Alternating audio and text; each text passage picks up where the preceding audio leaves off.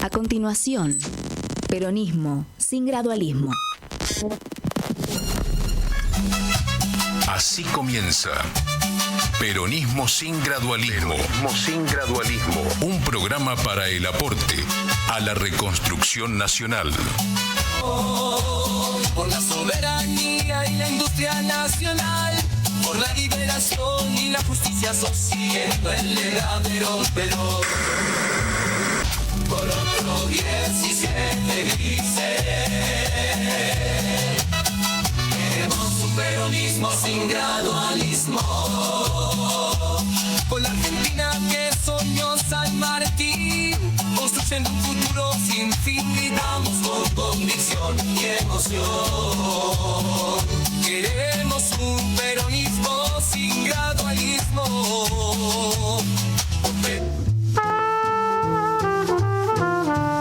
De lo que se trata el programa de hoy, a diferencia de otros programas en que hablamos de política local, siempre mechado con la geopolítica, la política internacional, las relaciones entre países, es de la derrota de Occidente.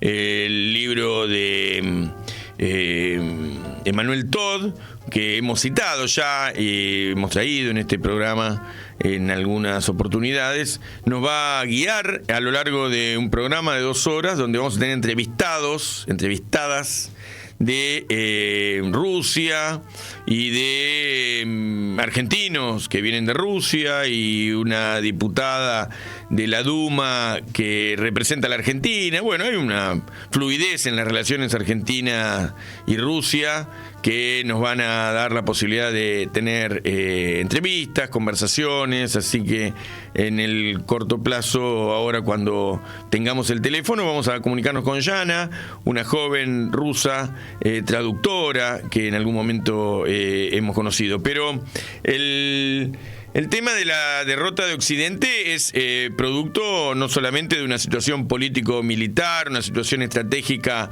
contraria a las posibilidades de Rusia de torcer el rumbo, contra esa posibilidad, digo, de la OTAN, de Estados Unidos, de torcer el rumbo signado por el desbalance militar, sino también por el desbalance político. Así que, bueno, aquí tenemos a Yana. Le voy a pedir la disculpa, Yana, porque no conozco su apellido, no lo recuerdo. Para nosotros que tenemos estos idiomas latinoamericanos, nos cuesta a veces recordar los términos y apellidos rusos. ¿Está Yana conectada? Sí. Hola, Yana. Sí, estoy conectada. Hola, Yana, ¿cómo estás? Bien, gracias por estar con nosotros.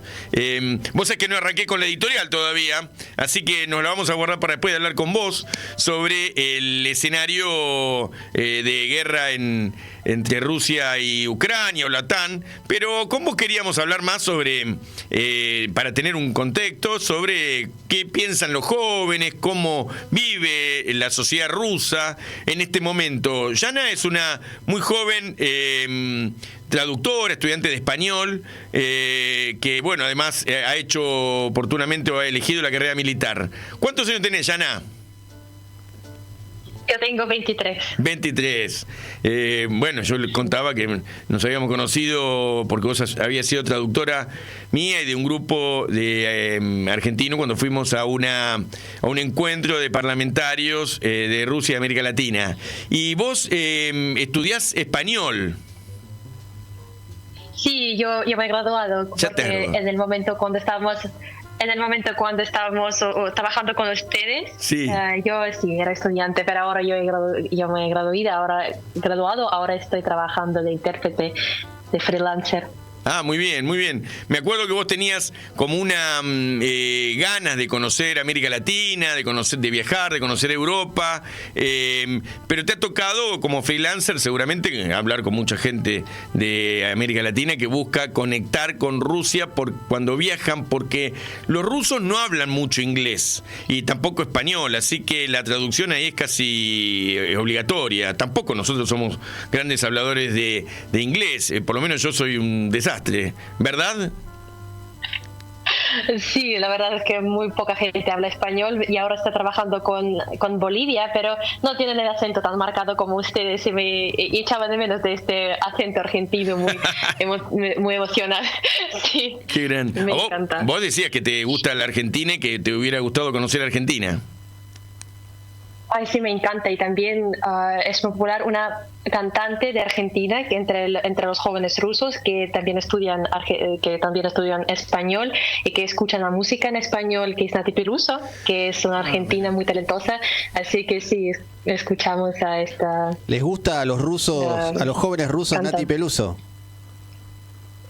Sí, nos gusta a la gente que entiende y que habla español. Yo he contado que he estado a la noche, he salido a caminar un sábado a la noche por las calles de Moscú y en los bares se escuchaba cumbia y mucha música latinoamericana. Te lo he contado y vos me dijiste, sí, es normal, acá escuchamos mucha música latinoamericana, argentinos, colombianos, ¿no es cierto? Sí, pero la gente que está interesada en la cultura, que conoce al menos un poco de la cultura de América Latina o de España, sí, lo escucha. Yo, por ejemplo, soy una fanática de Julio Jaramillo, así que yo últimamente escucho muchísimas canciones de él.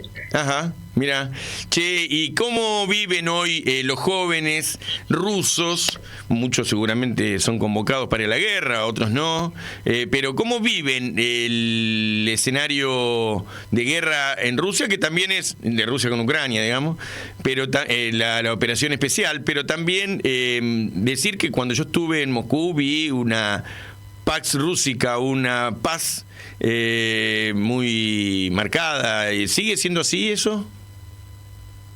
Sí, y ahora el pueblo está incluso más tranquilo que en el pasado, porque antes, cuando todo empezó, el pueblo ruso se dividió en dos partes.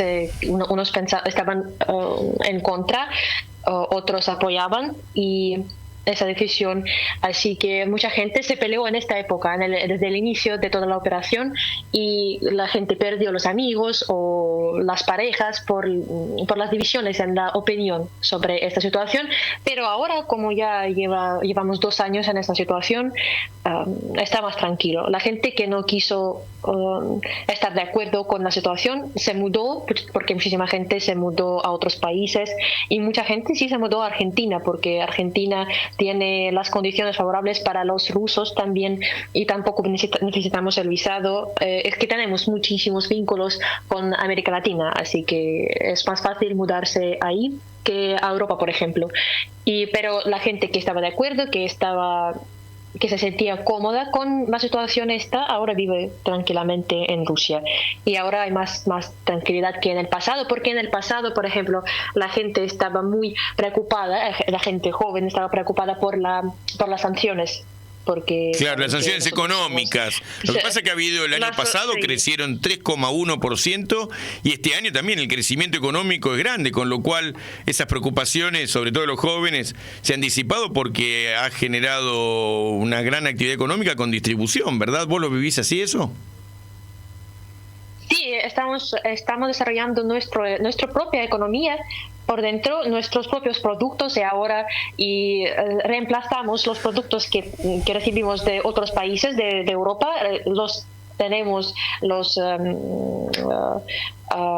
Esos productos llegan de otras partes, de otros países, por ejemplo de China. Ahora muchísimos coches, y hay muchas bromas conectadas con eso, que muchas marcas de coches ahora se reemplazan con las marcas chinas. Claro. Y la gente prefiere a los coches chinos, y sí, hay muchas bromas por esta razón surgen. Y también lo que no pudimos, porque hay muchas marcas que desaparecieron, que abandonaron nuestro mercado, pero la gente ahora, lo que me sorprende más es el ingenio del pueblo ruso y más de los jóvenes, que ahora han creado una profesión separada, una profesión concreta, que ellos traen cosas de Europa o de Dubái, por ejemplo, y así ganan el dinero, dan un porcentaje, cobran un porcentaje por su servicio, por por traer a las cosas. Sí, y ahora hay una profesión más en Rusia, pero en general todos están felices.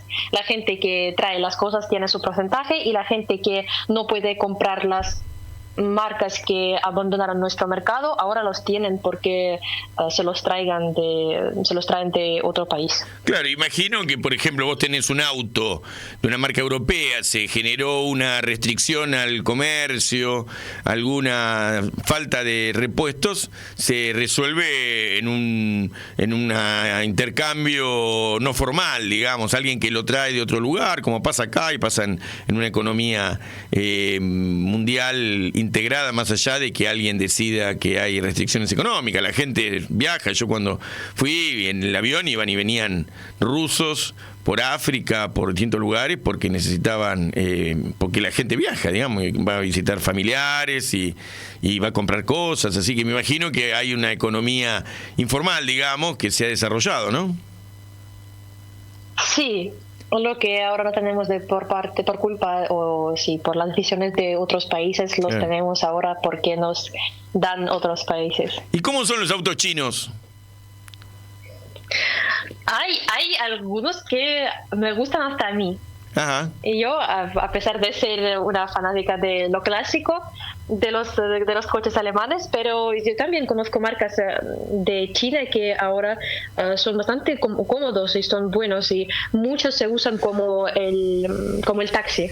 Ajá. No tenemos el coche nuestro propio coche chino, pero lo veo en el taxi, cuando voy en el taxi, y sí, puedo evaluar el nivel de la comodidad que me gusta. ¿Están importando coches eléctricos también o solo combustible? El que está conmigo acá, que te preguntó, es Nahuel Silva, un amigote. ¿Cómo estás?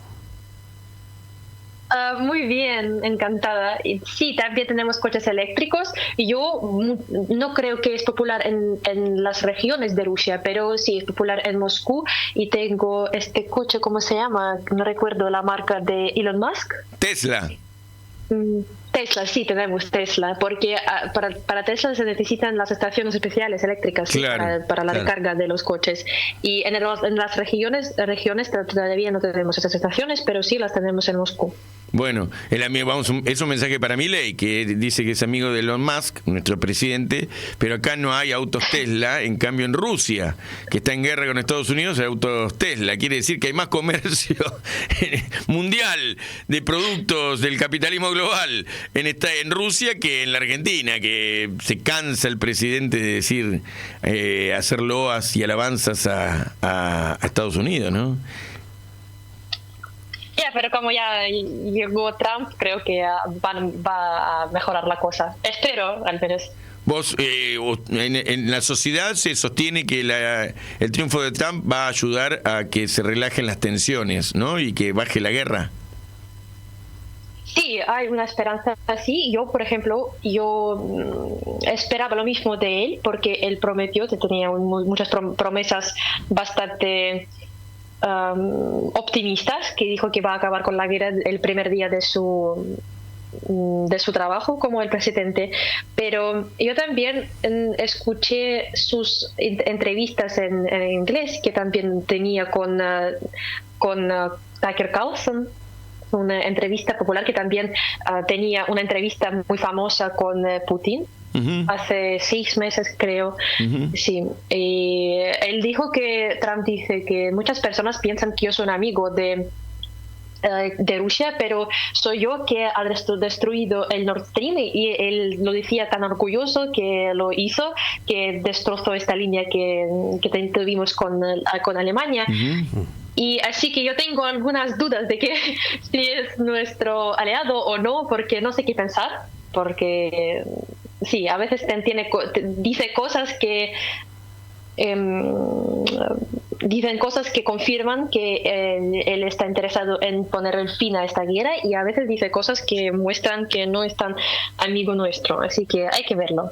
Hay que ver qué Sí, va a eso hacer. es lo que piensan también muchos analistas internacionales, que si bien él dijo es una guerra que termina en una semana y ya hizo una propuesta con una propuesta de paz, con la consolidación de los territorios conquistados por Rusia y demás, pero hay dudas porque después ha puesto un gabinete guerrerista y porque ha dado señales contradictorias. Así que lo que decís es algo que también se escucha por acá, las dudas en torno de que pueda bajar la espuma. Hay que tener el pensamiento crítico. Porque Trump puede decir cualquier cosa, es una persona así. Así es. ¿Cómo está en este momento la temperatura en Moscú? Está nevando, ahora estamos con problemas de encontrar el abrigo para el invierno, que nos conviene para que no parezcamos unos pingüinos, que también tenga pinta buena, pero que tampoco, y para que tampoco moramos del frío. Ahora estaba nevando todo el día, pero desaparece la nieve muy pronto, pero creo que en una semana o dos ya tendremos el ambiente de la Navidad y se organizará el mercado de Navidad en la Plaza Roja, que es muy bonita, y creo que cada persona tiene que visitar el Moscú en diciembre. Antes de la Navidad, porque es muy muy bonito. ¿Temperatura entonces cuánto hay? ¿5 bajo cero? ¿Una cosa así? Sí, 5 bajo cero. 5 creo que es lo más, de momento es lo más bajo que bajo la temperatura. Claro. Bueno, entonces que nos quedó pendiente la invitación a ir a la Plaza Roja a conocer el mercado antes de Navidad. Algún día esperamos que muchos argentinos podamos cumplir con esa invitación. Y te agradezco la conversación. Me comprometí con vos a que íbamos a una entrevista corta porque tenías algo de ¿cómo era? Premiación, no, me dijiste licenciación. ¿Qué es? ¿Algo de tu licenciatura? ¿De título? No. Es que yo acabo de abandonar mi trabajo, a mentir un poquito para unirme, para estar con ustedes, porque yo tenía una reunión dedicada a ese tema, pero yo dije que tengo que irme porque tengo que estar, no mencioné que tengo que estar con ustedes, pero sí, lo hice para hablar un poco con ustedes. De verdad echaba de menos de mis amigos argentinos, pero ahora tengo que estar en el tercer lugar, y como en Rusia te toma muchísimo tiempo llegar de un lugar a otro, incluso usando el metro, creo que ahora es la hora pico y tardaría más en el taxi, así que tengo que pasar 1 hora y media en el metro para llegar a un lugar, así que tengo que dejar a ustedes, aunque me gustaría hablar con ustedes. Gracias, Yana. ¿Cómo era tu apellido, Yana? Grimko. Bueno, te agradezco mucho entonces a que hayas pasado por acá y que, volver a saludarte a la distancia. Un abrazo para todos los amigos y amigos de Rusia. Un abrazo, y después te vamos a compartir la entrevista, así la podés compartir con los amigos allá en Rusia. Un fuerte abrazo. Perfecto. Nos vemos en Buenos Aires. Gracias. Hasta luego. Bueno, una linda conversación con una joven rusa. Y que por una cuestión de que necesitaba ella entrar rápido porque tenía que ir al laburo, salteamos la editorial y tuvimos la conversación con nuestra amiga joven, muy profesional. Estuvo los 4 o 5 días que tuvimos en el Congreso a fondo, bancando y tratando de hacernos entender algo muy difícil, que es entenderse con los rusos, ¿no? Claro. Las barreras idiomáticas son muy, muy grandes. Bueno, decíamos entonces que la derrota de Occidente es el título de este programa. Tenemos un video para poner y aseverar en términos militares, porque ya viene una derrota que es una derrota que ya de hace tiempo es una derrota política. En medio de la escalada de tensión entre Rusia y Ucrania, luego de que Kiev atacara con misiles ATACMS de fabricación estadounidense el territorio enemigo, Vladimir Putin reveló que se usó un nuevo misil hipersónico llamado Oreshnik, o también denominado como el misil invisible de Rusia, que será usado en su ofensiva contra Ucrania. ¿Qué es lo que más destaca de este armamento que amenaza con superar incluso escudos antimisiles? Vladimir Putin explicó que el Oreshnik es un misil balístico de alcance medio, lo que implica que puede golpear objetivos en un rango de 3.000 y 5.500 kilómetros. Aún así supera ampliamente a los misiles utilizados hasta ahora en la guerra en Ucrania. Sus ojivas, que cargan varias toneladas de explosivos, pueden atacar objetivos a una velocidad de Mach 10, es decir, de 2,5 a 3 kilómetros por segundo, y se cree que mide aproximadamente 12 metros de largo y tiene un diámetro cercano a los 1,8 metros. El comandante de las Fuerzas de Misiles Estratégicos de Rusia, el coronel general Sergei Karakayev, indicó que el misil fue desarrollado por orden de Putin en julio del 2023 y que el empleo masivo de dicho tipo de armamento es comparable con el uso de armas nucleares. Este misil ruso golpeó la fábrica de misiles Pivdenmach, ubicada en Dnipro, en el centro oeste de Ucrania. Fue disparado desde la región rusa de Astrakhan a una distancia de casi 1.000 kilómetros según Kiev. La agencia AFP remarcó que si bien el Oreshnik no entra en la categoría de misiles intercontinentales, aquellos que pueden alcanzar objetivos a más de 5.500 kilómetros, si se dispara desde el extremo oriente de Rusia podría golpear la costa oeste de Estados Unidos. Además, las grandes capitales de Europa están a su alcance. La portavoz adjunta del Pentágono, Sabrina Singh, explicó a la prensa que Oreshnik está basado en un modelo ruso de misil balístico intercontinental RS-26 Rubesh. La prueba fue un éxito, los felicito por eso, y como ya se ha dicho, continuaremos con estas pruebas, incluso en condiciones de combate, dependiendo de la situación y de la naturaleza de las amenazas a la seguridad de Rusia. Vladimir Putin ordenó la producción en serie del Oreshnik, que será asignado a las fuerzas estratégicas, por tener un alcance de varios miles de kilómetros. La agencia EFE informó que los altos mandos garantizaron a Putin que tanto la industria militar como la agencia espacial Roscosmos tienen suficientes reservas para poner en marcha la producción del misil en un plazo muy breve y suministrar dicho armamento al ejército para la guerra en Ucrania. Por otro lado, expertos militares aseguran que este sistema es bastante costoso y no se produce de manera masiva. La agencia pública ucraniana Ukrinform informó que Ucrania pedirá a Estados Unidos armamento capaz de derribar misiles intercontinentales. Los analistas creen que este nuevo misil denominado Oreshnik es un desafío a las defensas antiaéreas, no solo de Ucrania, sino también de Europa Occidental.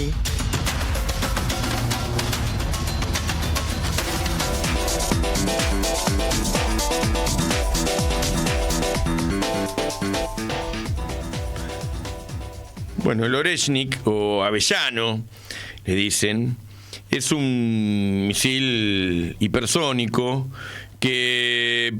con el que no cuenta todavía en esta condición de hipersónico ningún país de la OTAN y ni siquiera Estados Unidos, con lo cual es el segundo misil hipersónico que pone en la cancha Rusia. Rusia ya había presentado hace poco otro juguetito de la guerra que se llama Kinzhal, que junto a otros que están cerca y que se disparan con aviones, constituyen una batería de armamento misilístico que son únicos e imparables por las baterías antimisiles de Europa. Sí, eso hay que sumarle que Irán también ha puesto hace poco en la cancha un misil hipersónico que se llama, creo que Al-Fatah o Fatah, algo así, y que bueno, ha entrado como pancho por su casa en Jerusalén y ha sido también una muestra de capacidad militar que son después en las mesas de las negociaciones o en los estados y desarrollo de condiciones subjetivas importantes. Las condiciones se van generando también a partir de la ruptura de los equilibrios políticos estratégicos. Así que El dato de este Oreshnik, no para hablar de armamento, pero sí para tener una idea de qué se trata esto, es que puede llevar ojivas nucleares. Pero dice Putin, hoy dijo a la mañana temprano nuestro, son 6 horas antes, así que a la mañana al mediodía o pasado el mediodía de hoy de Moscú, hace una declaración que dice que la guerra la va a terminar sin armamento nuclear, con este Oreshnik que tiene la capacidad de llevar 6 ojivas convencionales. Ojiva sería, en este caso, ojiva es un término que viene de la geometría, que tiene que ver con la conjunción de 2 arcos, un arco geométrico, por ejemplo, de medio punto de una catedral gótica es una ojiva. Una ojiva, en todo caso, es la cabeza de un misil. Y esas 6 ojivas desprenden otras 6, o sea, 6 por 6, 36 misiles porta el Oreshnik.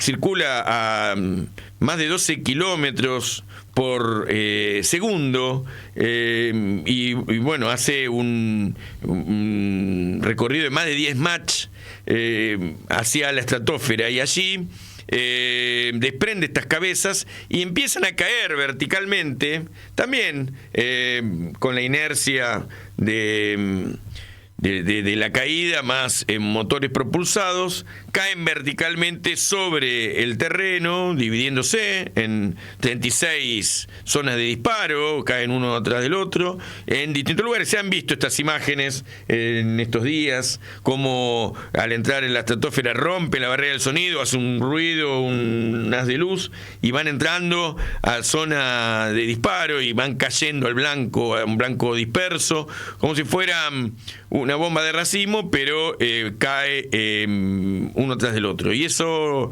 genera una penetración de varios cientos de metros.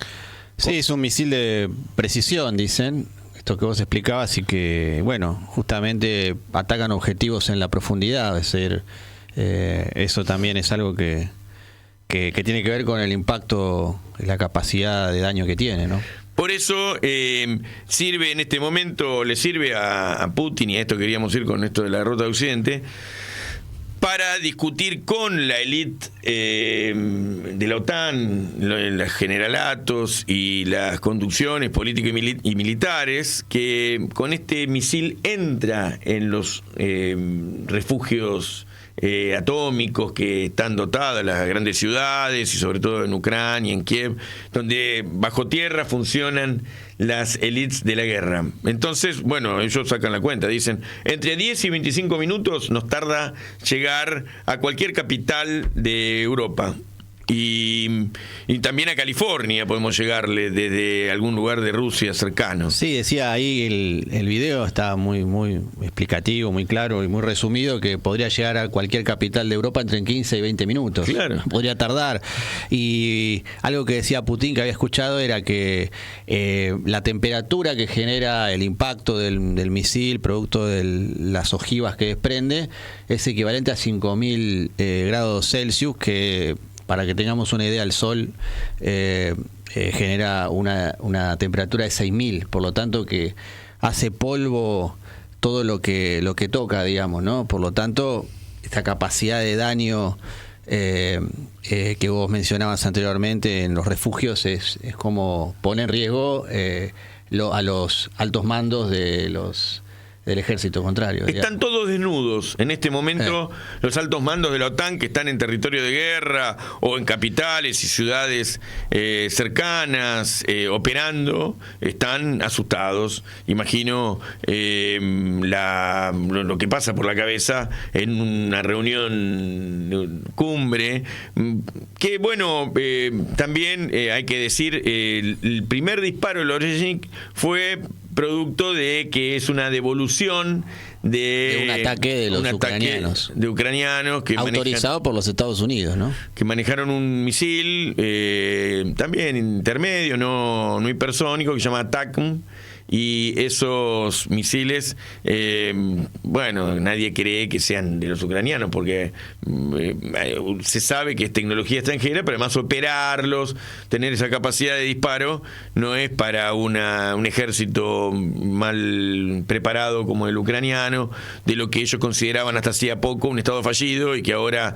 de repente tiene capacidad de operar F-16, misiles, tanques de primera generación, etcétera. Con lo cual uno ya se sabe, porque hay muchas pruebas de ello, han caído en combate oficiales de ejército francés, alemán, etcétera. Sí, está claro que el ataque a Rusia, la guerra contra Rusia está siendo financiada por la OTAN y los Estados Unidos, digamos, ¿no? Y este ataque que vos mencionabas con los misiles ATACMS, que fue autorizado por Estados Unidos y seguramente financiado por ellos.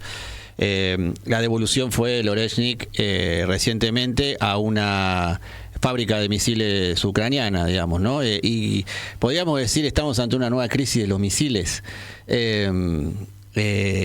donde por un lado tenemos a Estados Unidos y la OTAN impulsando y fogoneando la guerra en territorio ruso, y los rusos respondiendo en el marco de la defensa de su territorio, de su soberanía, en un mundo que a las claras expresa esta situación de multipolaridad, digamos, ¿no? Y un poco me parece que los escenarios de conflicto que empiezan a aparecer tienen que ver con el declive de Occidente, digamos, ¿no? Sí, digamos, yendo a las fuentes, al origen del conflicto, vos me vas guiando por el tema de que hay que llamar a Silvana Jarmoluk, por ejemplo, pero sabiendo esto, hay que recordar que el 20 de febrero del 2014, se puso en marcha todo este ciclo militar. Comienza la guerra del Donbass, con, bueno, posteriormente sí una invasión rusa en el 22, con lo cual digamos que pasaron 8 años de guerra proxy en territorio rusoparlante de repúblicas autónomas, la República de Donetsk y de Lugansk, en el Donbass ruso, en el Donbass ucraniano, que generó que esas oblast o provincias ucranianas constituyeran sus ejércitos regulares, y aunque bueno, eran tropas irregulares desde el punto de vista de que el Estado-nación se administra la fuerza, pero bueno, empiezan los combates entre estas dos naciones que pedían la independencia y el reconocimiento a partir de la violencia desatada en Ucrania, ¿no? Yanukovych fue el presidente ucraniano que gana las elecciones, y posteriormente hay un alzamiento, era prorruso en Ucrania. Casi la mitad de la sociedad, o la mayoría de la sociedad habla en rusa, pero casi la mitad de la población se considera rusa originaria. Entonces, bueno, este presidente Yanukovych había ganado las elecciones y se generó un levantamiento, y con ese levantamiento, bueno, hay una revolución, la revolución del Maidán, y ese proceso genera una rusofobia y una persecución a lo ruso en la tercera parte de Ucrania, el 40%, 30-40% del territorio. Así que otros estados posteriormente conquistados por Rusia, porque hay que recordar que Crimea también hace un plebiscito y se declara independiente. Entonces ya además de Crimea, donde está Sebastopol, ciudades históricas de Rusia, Sebastopol, no solamente Sabina daba cuenta de Sebastopol en sus canciones, sino que todos recordamos que era el puerto ruso más importante hasta la caída del muro de Berlín, digamos. Odessa igual, pero bueno, Crimea, Lugansk y Donetsk se suman a otros territorios tomados por Rusia, y eso, Gerson, Kharkov y Zaporizhia.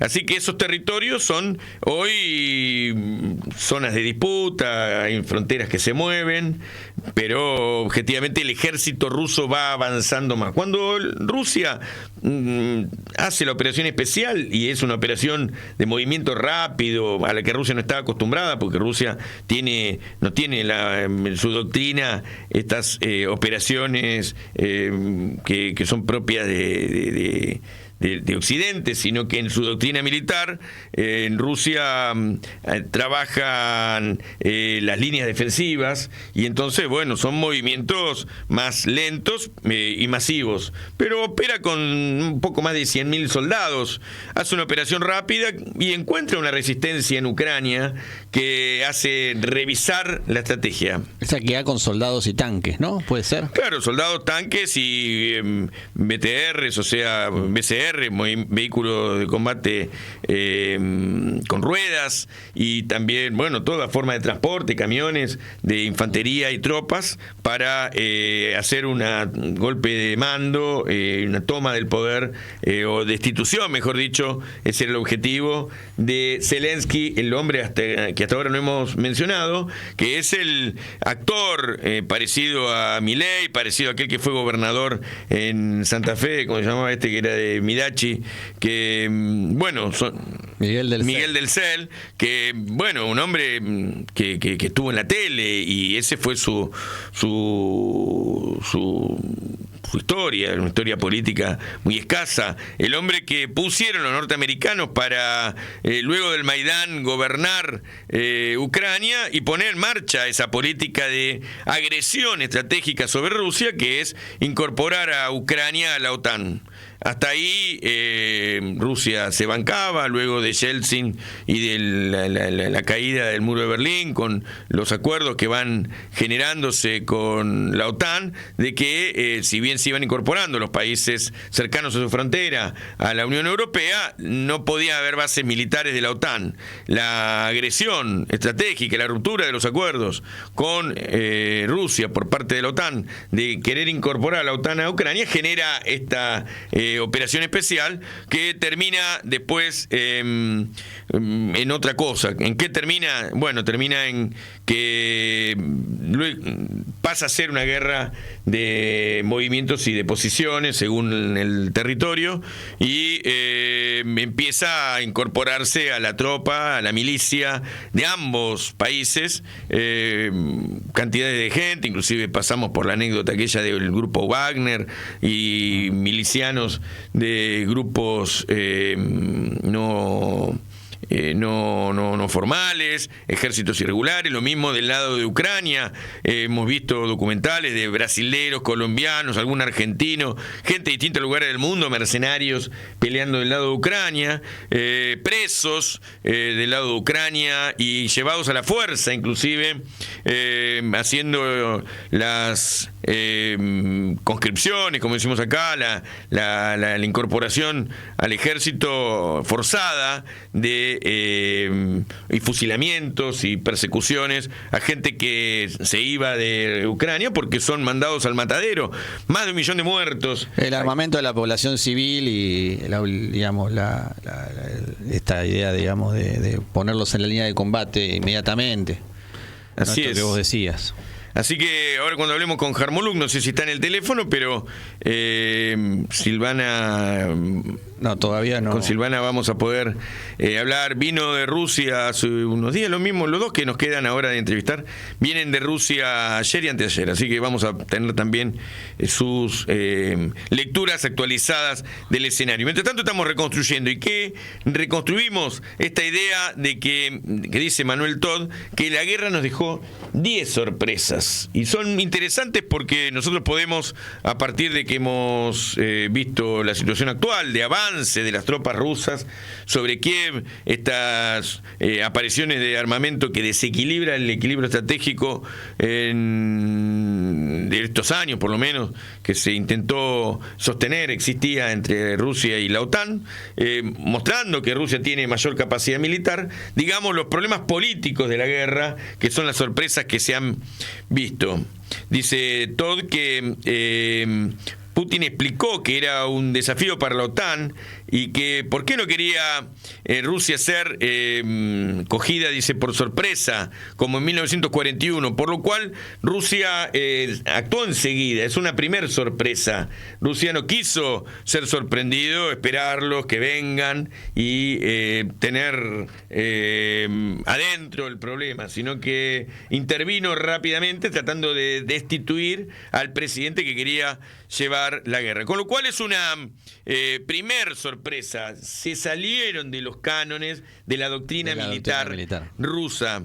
Pero bueno, Putin lo pone también en el lugar de la doctrina histórica, que es que fue una política de autodefensa, una búsqueda de sostener la unidad territorial. Rusia, no hay que olvidarse, tiene 17 millones de kilómetros cuadrados, es un país que tiene un litoral marítimo extenso, difícil de explotar, por eso que los puertos del Mar Negro son los principales, porque después de los grandes centros urbanos como están Vladivostok y los puertos del Pacífico, pero son lejanos, hay que moverse con el transiberiano, y ahora han conquistado y desarrollado la línea del Ártico. Entonces, bueno, llegan rápido desde Murmansk y otros puertos a Europa, pasando por el Mar Báltico y el Ártico y el Mar Báltico. Tenemos entonces a Jarmoluk Silvana, que bueno, es entiendo que sigue siendo, pero hasta hace poco era, y me lo va a aclarar mejor ella,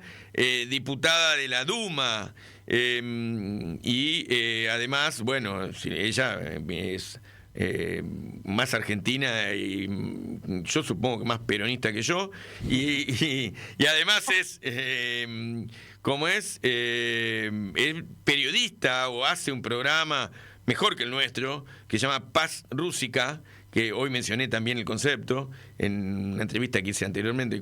Te aviso que te robé el término, y bueno, es un programa en Radio Rebelde con Néstor Picone, un gran programa de la comunidad rusa. ¿Cómo anda, Silvana? Además es cineasta. Здравствуй, Gastón, ¿qué hay? Me mataste. Ahora hablamos con una traductora recién, española, rusa, que habla español, así que ahora me hablas en ruso. Es imposible, esto no tengo desconcertado a todos. Hay que ir aprendiendo, porque viste, se viene la ola, viste que está la rusofobia, ahora se va a dar vuelta a todo y todo el mundo va a empezar a hablar drásticamente en ruso y en chino, así que hay que empezar a estudiar. Bueno, esa es una de las sorpresas que dice Manuel Todd en la derrota de Occidente, que dice que Occidente pensó que Rusia iba a tener la oposición de todo el mundo, porque era una democracia regimentada y porque no era qué sé yo, esto, lo otro, y de repente se encontraron los países europeos, occidentales, con que el mundo asiático, africano y latinoamericano tienen una complacencia, acompañamiento, distintos grados de acercamiento a lo ruso. Entonces ha quedado siendo víctima de una agresión por parte de la OTAN, ¿no es cierto? Además, la penetración en África y la relación con India, con Pakistán, con Indonesia, con grandes países del mundo, con Arabia Saudita, con Irán, ¿no es cierto? Bueno, ha sido un desbalance también estratégico en el mundo. Voy a aclarar un par de cosas. Primero, yo no soy diputada de la Duma, porque para ser diputado de la Duma tenés que tener una representación política, y yo no represento políticamente a Rusia. Yo represento a Rusia como yo represento a los ciudadanos o descendientes de rusos que viven en el extranjero. En ese sentido, yo sí sería una diputada, porque represento los intereses de la comunidad rusa que vive fuera de Rusia. En Argentina hay una gran comunidad rusa, yo soy la presidenta de la colectividad, y eso me habilitó en algún momento a que me eligieran como representante del continente. O sea, yo ahora estoy representando al continente americano. Y bueno, nada, y yo vivo toda mi vida en Argentina, casi, o sea, me trajeron cuando yo tenía 6 meses, así que mi país es Argentina. ¿Sos hincha de algún cuadro de acá, de la Argentina, de fútbol? De River por el viejo. Ya lo vamos a pero agarrar si no, este yo fin soy de semana, le vamos a ganar este fin de semana. Pobre Boca. Che, ¿y en Rusia sos de algún equipo en Rusia? No, la verdad que no. Fui a partidos cuando yo estudié en la época de los 80, 90 y hice mis carreras universitarias y asistí a un montón de partidos y eso, pero no se vive como acá igual, no se vive. Se vive. Con respecto a lo que vos me decías, de alguna manera nosotros estamos voy a hablar un poquito nosotros tenemos un programa hace 2 años con Néstor Picone, él me invitó a su espacio, hicimos primero, y después hicimos un espacio independiente que se llama Pax Rusica, que es el mundo ruso en latín.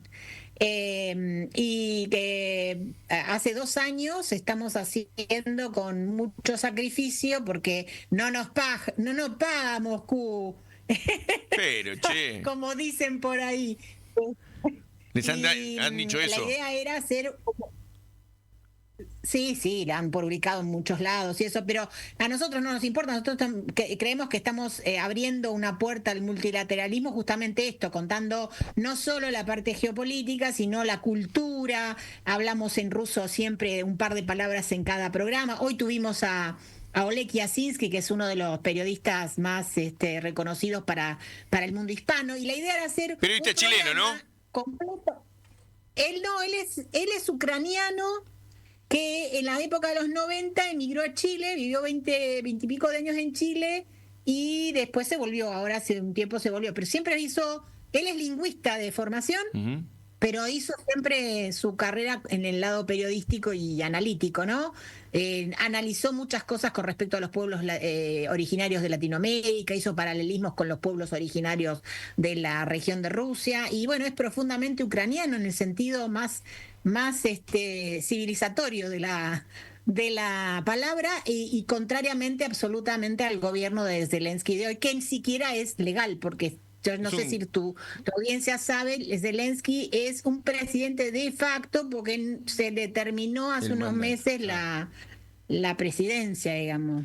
Es la más democrática de las dictaduras, porque los europeos dicen de estar en contra de los países que no son democráticos y entonces quieren incorporar a Europa solamente a países que promuevan y practiquen la democracia, pero están apoyando a un presidente que no fue elegido, ya en su segundo mandato, ya lleva como 1 año de vencido el mandato. Ellos no lo apoyan, ellos lo sostienen, porque si ellos no lo tuvieran, él no estaría donde está y no estaría pasando lo que está pasando. Ellos son los que promovieron, yo me refiero a la OTAN y a todo el mundo de la vieja Europa, que realmente pobre huele a bastante a podrido, como en Dinamarca en algún momento dijo el texto de Shakespeare. Con Hamlet, huele mal todo y la verdad que están armando algo bastante complejo, pero bueno, la semana pasada, como sabés, el día 22 Putin salió con un discurso al pueblo, a su pueblo, explicando en qué consistía la nueva arma que se llama Areshek, que viene de la palabra avellano, árbol de avellano. De qué se trata y por qué se tomó la decisión de atacar de esa forma y bueno, todo lo que ya se sabe. Lamentablemente nosotros tenemos muy arraigado como pueblo, no solo el argentino sino en Latinoamérica, de no investigar. Yo no culpo a la gente porque no tiene tiempo, tiene hambre, tiene que salir a laburar, todo eso, pero se comen, el mundo occidental civilizado, entre comillas, tiene muy bien armado el guión para meterle en la cabeza a la gente mentiras muy grandes. Entonces, no estamos para andar investigando, para hacer una propia investigación. Entonces, los medios de comunicación independientes como el tuyo, como el nuestro, como varios que hay, es importante explicarle a la gente de qué se trata toda esta guerra, ¿no?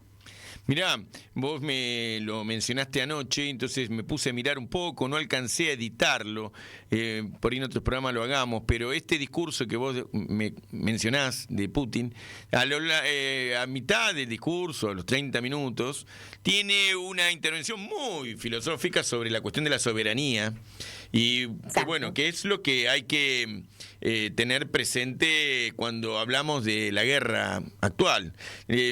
La intervención de Putin es en defensa de su propia soberanía, ¿no? Y él considera, en otro discurso lo he visto, que salvo Estados Unidos, China, Rusia, los demás, y Rusia en ejercicio de su soberanía, en este momento defendiendo la integridad territorial y sobre todo la moneda y lo financiero, dice que si no puede resolver tema del desarrollo científico-tecnológico, la moneda, bueno, ahora tiene inclusive, hasta porque ha sido sancionada Rusia, un sistema propio financiero, articulando con otros países que están también medio marginales en el SWIFT. Hay una escasez de soberanía en la mayoría de los países porque los estados-naciones están siendo afectados por los sectores financieros, entonces se han debilitado mucho los estados y por ende las naciones para defender su propia soberanía, y ese discurso me parece muy interesante. En algún momento lo editaremos, pero lo hizo en una localidad. ¿En dónde fue? Recórdame, Silvana. Eso fue en Kazán, me parece. Él hizo en estos últimos 10 días 2 discursos. Uno que es el Club de Valdai. Que es en Valdai, sí señor, ahí está, en Valdai. Eso es un club de discusión periodística donde se invitan especialistas y muchos periodistas del extranjero. Vos has visto ahí en el video que se levantan un montón de gente de diferentes países preguntándole, porque él tiene una vez por año esa apertura de sentarse 2 horas a 3 y hablar abiertamente de cualquier tema en vivo. O sea, no está editado, no se aprendió ninguna letra, el tipo contesta lo que le preguntan. Y eso de la soberanía que vos decís, lo traigo a colación con lo primero que dijiste al principio de tu programa, que es que nosotros, en los pueblos que nosotros habitamos, admiramos eso de Rusia, que durante muchos años, en el siglo XX, con la revolución, más allá de los fracasos y todo eso, era el equilibrio de la soberanía y de decir yo soy así como soy y tengo derecho a ser como soy. Y lo mismo pasa ahora. Entonces es el apoyo, el único apoyo que tienen países como el nuestro, desde el punto de vista del pueblo, de decir, bueno, hay una imagen a seguir capaz, en el sentido de que, mira, ellos están defendiendo su soberanía.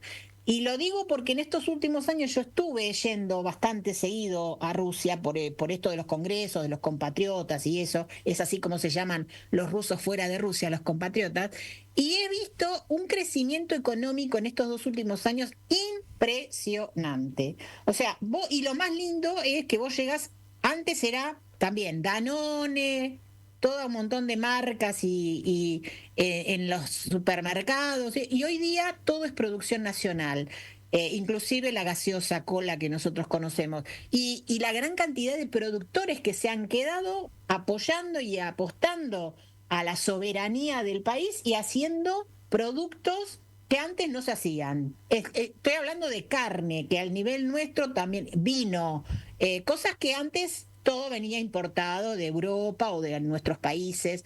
Y en ese sentido la población ha adquirido soberanía también, porque están consumiendo absolutamente todos sus productos.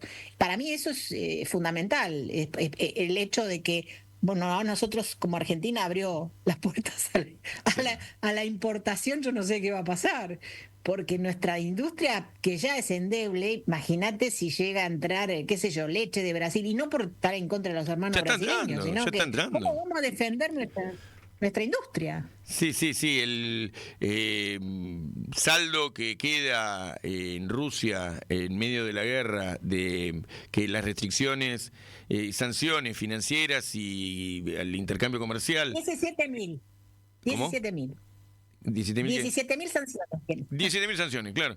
Bueno, esas sanciones han favorecido al desarrollo local y al crecimiento económico. Y casi que en una economía de guerra, como aquí se planteó con el general Vicat cuando mencionaba siempre mencionamos acá en este programa porque lo trajo a la luz Rodolfo Puigros en su momento y desarrolla la doctrina de vivir con lo nuestro, que después se habló durante tanto tiempo. Vivir con lo nuestro es una doctrina de autosuficiencia, basada en los recursos naturales, la administración por parte del Estado de recursos estratégicos y el desarrollo industrial que, bueno, va adquiriendo capacidad y calidad en la medida que se sostiene por el Estado. Entonces el Estado aquí ha fomentado el crecimiento, el desarrollo de una nueva burguesía y es una economía parecida a lo que nosotros proponemos los peronistas, una economía mixta, ¿no es cierto? Una economía donde el Estado es fuerte pero no es suficiente, no, es regulatorio. Es regulatorio, claro. Es regulatorio. Lo que yo te quería decir, que yo viví la época de los 90 cuando todo se destruyó allá, cuando yo estaba estudiando, era estudiante. Ajá. Y pasó exactamente lo que pasó en nuestro país cuando la primer experimento menemista, ¿no? Claro. Que se vendió absolutamente todo lo que había cultivado la abuela, la bisabuela, todo el mundo.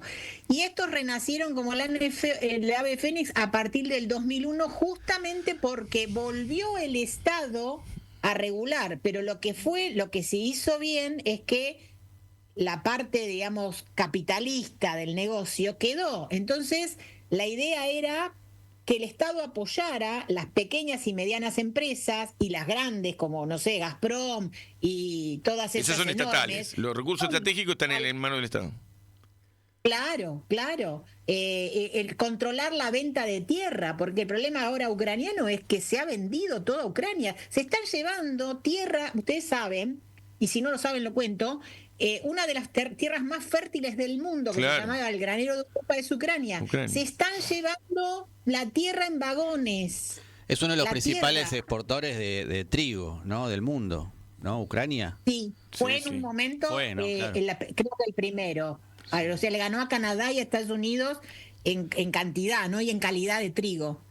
Pero bueno, imagínate, ahora es terrible. Además han quedado los campos subvaluados porque están llenos de minas antipersonales, ¿no? Antitanques, están destruidos las cortinas de árboles, se ha erosionado y roto todo y ahora los pueblos que sostenían a los trabajadores, las casas donde ha habido combate, sobre todo en zonas de frontera. La minería que justamente es el Donbass, claro. Del cual hablamos todo el tiempo, Donbass es zona minera industrial, minero, claro. Cacerías y minería. Esto era el ruso parlante y ellos lo único que dijeron, no, nosotros queremos seguir perteneciendo a a Ucrania. No, en el momento que empezó en el 2012 todo este pelote, no queremos estar en Ucrania. La anexión de Crimea provoca que muchos territorios de Ucrania, no solo el Donbass, se replantean el hecho de ¿vamos a hacer esto o vamos a hacer un referendo como hizo Crimea? ¿Y por qué? Porque la primero que salta el gobierno, digamos, ucraniano de turno es decir, se va a prohibir hablar en ruso, se van a cerrar las escuelas de habla rusa. Y ellos tradicionalmente, esa zona, es ruso parlante, pero son ucranianos. Uh-huh. Entonces el dilema fue que desde el 2014 hasta el día de hoy bombardearon a su propio pueblo, matándolo, al pueblo civil. Es por eso que de alguna manera ellos también estuvieron en algún momento resentidos porque decía, nosotros pedimos ayuda a Rusia, pero no nos ayuda, no nos ayuda a salir de esta situación. La gente seguía muriendo, hasta que, bueno, se provocó esto hace 2 años atrás y es una cuestión de soberanía, es así como es clarísimo. Putin reconoció la independencia una semana antes de la operación especial, esta operación rápida sobre Kiev, que después se vino para atrás, pero había reconocido su independencia. Entonces ese reconocimiento de Lugansk y Donetsk le dio a la comunidad, el espíritu fervoroso que eso generó y la esperanza en el futuro que hace que hoy sea muy importante las estructuras milicianas y el ejército regular de cada una de esas repúblicas, de los óblasts independientes, y que son parte de los que luchan con Rusia en la defensa de la frontera, en la expansión de la frontera, porque esas fronteras además se van expandiendo hacia Ucrania. En la medida que Ucrania no se rinda, van a seguir avanzando las tropas rusas sobre el territorio, ¿no? Están ya a unos cientos de kilómetros en varias líneas el ejército ruso de Kiev. No sé no sé cuál es la estrategia del avance. En este momento se está reteniendo lo que se pidió que se retuviera, que es todo Donbass y bueno, todas esas ciudades que se anexaron a la República Independiente de Donbass y de Lugansk y Donetsk, y se están reconstruyendo. De eso yo no veo ninguna noticia en el mundo occidental, y en este último año se han reconstruido absolutamente pueblos enteros y ciudades enteras, como Mariupol, hay un montón de ciudades que están absolutamente 0 kilómetros, y bueno, y están tratando de sacar al ejército ucraniano nazi de Kursk, porque bueno, ahí es donde de alguna manera se debatió lo que pasó la última semana. Claro. No sé qué va a ser es un poco el planteamiento, qué va a ser de Ucrania.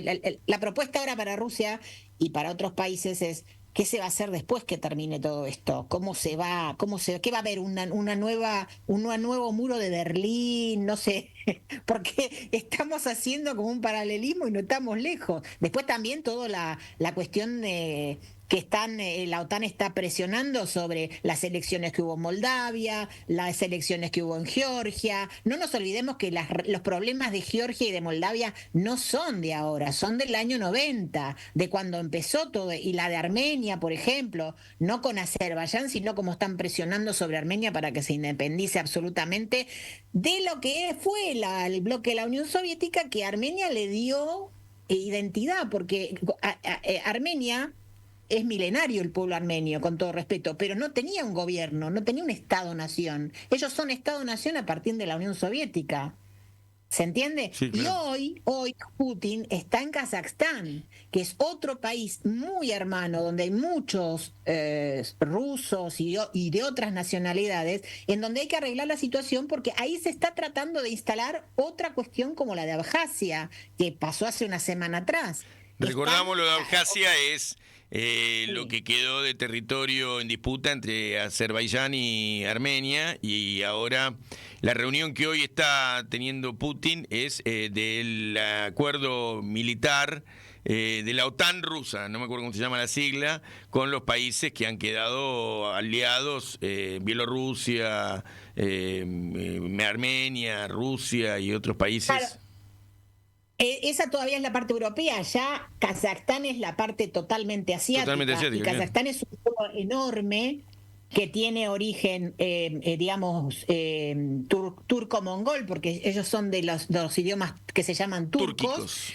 Y es un pueblo muy arraigado a la ex Unión Soviética, porque tiene mucha gente que es ruso parlante otra vez. Pero desde el año 91 la presión de la OTAN y de todo este occidente, entre comillas, civilizado, estuvo lavando cerebros. ¿Y qué quiere decir? Que los jóvenes, es un poco lo que pasó acá también, ¿no? ¿Quién votó a Milei? O sea, si vamos a repartir la juventud que votó a Milei mayormente es la juventud que no se acuerda de lo que fue el 2001 porque no había nacido. No lo conoció, claro. Lo mismo pasa ahí, lo mismo pasa con la juventud. Están tratando de enfrentar pueblos hermanos con una independencia totalmente ficticia, una libertad o democracia ficticia, porque es salir de una cultura, de una civilización que fue primero imperio, después la Unión Soviética, y hoy día es lo que está, los pueblos de la ex Unión Soviética que siguen estando juntos a pesar de todo, y venderse digamos adoptar otras culturas, ¿de qué se trata? Claro. Sí, totalmente. Bueno, Silvana, ¿cómo? Me concentré mucho. Che, estuviste entonces en Rusia ahora, ¿y qué viste? ¿Cómo viste? ¿Cómo está viviendo la sociedad rusa la guerra? pasa medio de costado, le afecta personalmente. Sí, por supuesto que a todos les afecta porque Claro. los soldados que van al frente Ahí. son rusos, digamos. Rusos en el sentido como Rusia nación, porque Rusia tiene más de 200 nacionalidades Claro, diferentes. claro, Que idiomas. tienen su propio idioma, su propia estructura, su propia historia. Putin decía hace un rato, hoy a la mañana dijo, irán a la guerra y algunos antes de entrar en combate se santiguarán, así dijo, y otros rezarán a Alá, pero todos van a defender la patria rusa. Exactamente. Yo no conozco, y mirá que yo siempre pensé que Argentina es un país muy de, ¿cómo se llama? Muy Diverso. tolerante, tolerante. Diverso sí, pero tolerante. Y en Rusia la tolerancia es impresionante porque tiene las grandes religiones, la budista, la musulmana y la cristiana, que viene de la parte, ortodoxa, digamos, de lo que se llama la cristiana ortodoxa rusa, es una convivencia milenaria. Y sigue hasta el día de hoy. No se olviden que los BRICS fueron hechos en Tatarstán, que es una población mayormente musulmana, es como una república dentro de la federación, y es una de las repúblicas o regiones más avanzadas con nanotecnología, como en todo eso, y bueno, es mayormente Kazán, vos decís la ciudad de musulmana Kazán, donde funciona Kazán. BRICS, claro. La capital de Tatarstán es Kazán, sí, Claro. que fue donde se desarrollaron los BRICS Claro. hace Ahí funciona. un mes. Sí, y la verdad que la gente que viajó de diferentes países quedó maravillada porque hay una imagen totalmente distorsionada de lo que es Rusia y los pueblos de Rusia. Totalmente, bueno, vos lo sabés porque está bien, en 3 días o 4 en Moscú no se puede ver mucho, Claro. pero si vos analizás, y además uno puede entrar a YouTube y a un montón de espacios que son abiertos y averiguar un poco. Eso es lo que me sorprende, que pesa más lo que te cuentan de oído y los que tocan de oído que hacer una La investigación propaganda propia donde igual vos- es impresionante, Claro. la campaña Terrible. de los medios de comunicación, el alineamiento en Occidente, que más en la Argentina, más que en otros lugares, y eso marca el derrotero sin rumbo de la Argentina que a lo largo de estos últimos años viene siguiendo, ¿no? La Argentina se ha atado al capital financiero, al Fondo Monetario Internacional, al dictamen de los norteamericanos. Todos dicen, bueno, pues somos el patio trasero, la doctrina Monroe, sí, pero Perú hizo ahora un puerto, Perú, que no es una república antiimperialista de Perú, hizo el puerto más grande de Sudamérica, financiado por los chinos, y no es que anda la jefa del Comando Sur del Ejército Norteamericano apretando al gobierno peruano, que es un Dina Boluar, que es la mina que hizo el golpe de Estado a Castillo. O sea, estamos hablando de... Bolivia, Claro, pero estamos hablando de que la Argentina ha elegido un rumbo por su dirigencia en general, salvando excepciones que hay en el peronismo, que es la condena al derrumbe. Los medios de comunicación, todos los que hablan, constituyen un ruido sordo.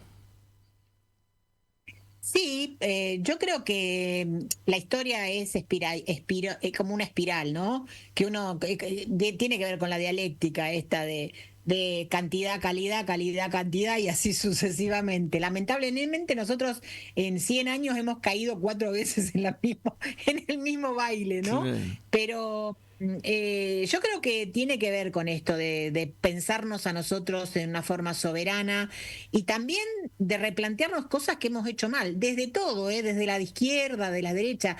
No tenemos la camiseta puesta y ese es un problema muy grave, porque lo que te quería decir con respecto a Rusia es que estos 2 últimos años que está la operación especial, la juventud que se rajó y que se quería rajar, que es neoliberal y que se vinieron acá a la Argentina, que están acá dando vueltas por ahí, pariendo chicos y recibiendo pasaportes argentinos porque es más fácil visitar el mundo y los alimentan los papitos que se robaron todo lo que habían hecho durante la Unión Soviética, pero la gente que quedó y tiene cada día más puesta la camiseta. y apoya a su presidente. No es, o sea, yo a veces hago este paralelismo. Cuando vos llegás a Rusia, a un hotel, cualquiera, en Siberia, en cualquiera, prendés la televisión, tenés 525 millones de canales. Y si tenés ganas de ver Chipre, ves Chipre. Si tenés ganas de ver Irán, ves Irán. Si tenés ganas de ver Corea del Sur, Corea del Norte, vos tenés ganas de ver algo y lo ves. Yo no tengo la posibilidad en Argentina de ver todo eso en la televisión de cable. Tal cual, tal cual. Tal cual. Yo sí tengo porque tengo una cooperativa del barrio y hacen y ponen el canal iraní, me ponen cosas que, pero es un hallazgo, son los únicos en la Argentina que ponen todo lo que hay que poner. Es la excepción. Es una excepción, pero en general, claro, acá tenemos los multimedios que te han copado toda la oferta, ¿no? Y además te voy a decir, cuando vos vas a Rusia, lo primero que ves es la estrella de 5 puntas de la herencia soviética y los símbolos del zarismo. Ni los que son de izquierda se horrorizan, ni los de conservadores se horrorizan, porque se capitalizan para la historia de la nación toda la historia zarista y toda la historia soviética. Eso es muy importante, porque acá yo veo también al progresismo, los sectores de izquierda nuestras, que se horrorizan de cosas que deberían capitalizar para la historia. Estamos viviendo una etapa de disputa interna muy grande, pero en Rusia no hay, Putin no es un antiabortista socialista, sino que es un hombre de la nacionalidad, de la nación, que ha defendido en forma soberanista todo lo bueno y lo malo de la historia rusa, y lo pone al servicio de la construcción de una nación fuerte. Porque del futuro. Así es. Del futuro.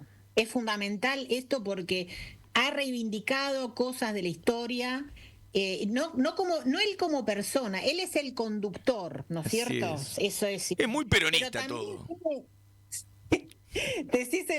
Tiene un Senado y una Duma diputada, y además tienen algo que nosotros no tenemos, que el año pasado lo tratamos nosotros con Néstor y los trajimos, que se llama la Cámara Cívica, ¿te acordás? Sí, claro. Que vos fueron a lo de ustedes también. La Cámara Cívica es un elemento para la sociedad fundamental, porque está hecho de ONGs y es el mediador entre el pueblo, entre la legislación del pueblo y los diputados, la parte legislativa de la parte política.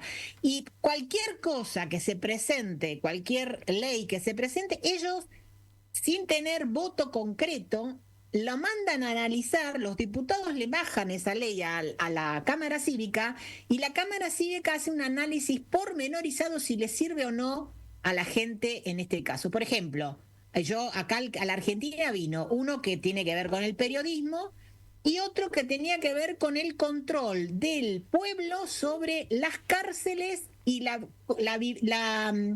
convivencia de los presos en las cárceles rusas. O sea, una vez por mes van a ver, y son ONGs. Sí. O sea, nosotros no tenemos ese filtro. O sea, y ese me parece una cosa de repensar un poco la estructura de lo que tenemos. Porque ¿qué incidencia, más allá de los decretos del presidente, y que son horas perdidas en el Congreso hablando, para después te meten un decretazo? No hay filtro entre lo que es la población y la necesidad de la población y los políticos, no lo hay. Porque hoy tengo que decirlo, hoy día el político no representa el estado psíquico y el estado espiritual del pueblo. Eso es fundamental. A ver, eso no es traspolable la experiencia argentina de la rusa. En Rusia no hay crisis de representación como en la Argentina. No, yo lo estoy hablando de Argentina en este momento. Claro, por eso, porque vamos saltando. Y estoy de acuerdo con vos en que en la Argentina la dirigencia política que uno ve en la tele está muy por abajo de los debates del sentido común. Van tirando para abajo el sentido común construido durante mucho tiempo. Es algo que se estudia en sociología, en la antropología, el sentido común como categoría. Pero estos tipos como el presidente, que es un animal que dice cualquier cosa, está muy por abajo de lo que espera una sociedad en términos de relaciones interpersonales, de mantenimiento de códigos culturales, de formas de relación de la sociedad. Y por supuesto que tienen lenguaje que por disruptivo llamó la atención en su momento y todavía genera expectativas en algunos sectores, pero que se va derrumbando eso y se va a derrumbar definitivamente y va a ser un ruido terrible porque nuestra sociedad no soporta tarde o temprano este tipo de relaciones, ¿no?, que generan los dirigentes con el discurso del odio tan famoso que ahora está siendo también analizado. Pero está hecho también todo a propósito, Gastón, porque porque es el hilo fino por donde hacer explotar a la sociedad, ¿no? Es lo que pasó metiendo durante 30 años la idea. Esto lo hago como un paralelismo vago, en la juventud ucraniana diciendo que Rusia es el enemigo. Claro. Tuvieron los yanquis directamente, lo digo, ¿no? Estuvieron metidos a través de libros haciendo libros de manuales de la escuela y todo eso, diciendo que son dos pueblos diferentes. Claro, la guerra híbrida que tiene un componente psicológico, de comunicación, de desprestigio de la política, de desprestigio de lo nacional, de destrucción de la conciencia nacional y de la historia. Con la guerra híbrida tiene un componente grande que es la posverdad, esto que Macri habla tanto y que se ha reivindicado, no decir la verdad, sino inclusive ellos han reivindicado filosóficamente la posverdad como un instrumento de lucha política, y bueno, dicen mentiras y tergiversan la historia. Esto que vos nos contás es alucinante. Sí, sí, absolutamente. Y esto está pasando porque vos hablás con la juventud de que tiene, ponele una generación de por medio, o sea, los bisnietos, hoy están los bisnietos de los... Esto es una cosa simple.